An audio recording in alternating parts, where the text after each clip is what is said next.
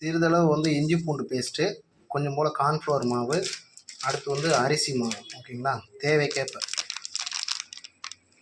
நம்ம ஒரு 1/4 kilo chicken எடுத்துருக்கோம். 1/4 கிலோ சிக்கனுக்கு நம்ம வந்து எடுத்துனா ஒரு 50 கிராம் வந்து போட்டால் போதும். அடுத்து வந்து ஆச்சி சில்லி சிக்கன் 65 பொடி வந்து எடுத்துக்கிட்டோன்னா அது நமக்கு தேவைக்கேற்ப. நான் ஒரு பாக்கெட் போட்டிருக்கேன் 1/4 கிலோ சிக்கனுக்கு. அடுத்து சால்ட் வந்து சிறிதளவு. இது எல்லாத்தையும் வந்து அடுத்து வந்து எடுத்துனா ஒரு சின்ன லெமன் வந்து கொஞ்சம் போல் வந்து நம்ம பிழிஞ்சு விட்டுக்கணும்.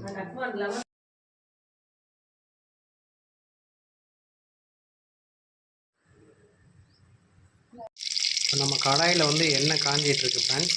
ஒரு 5 நிமிஷம் எண்ணெய் காஞ்ச பிறகு நம்ம வந்து எடுத்துக்கலாம், சிக்கனை பொரிச்சு எடுத்துக்கலாம். ஃப்ரெண்ட்ஸ் இப்போ எண்ணெய் நமக்கு காஞ்சிருச்சு. இப்போ நம்ம வந்து வச்சுருக்கிற சிக்கனை வந்து அதில் வந்து பொரிக்க போகிறோம். இப்போ அந்த ஃப்ரை பண்ணி எடுத்துக்குவோம். ஓகே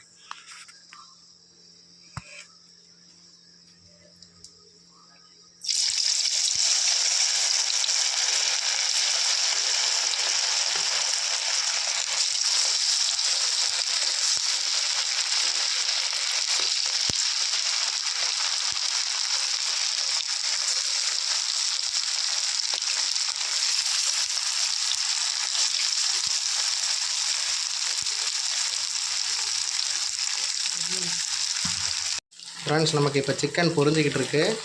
அதை நம்ம இப்போ வந்து எடுத்துக்கிட்டோன்னா இப்படி கிளறி விட்டுக்க வேண்டியதான்.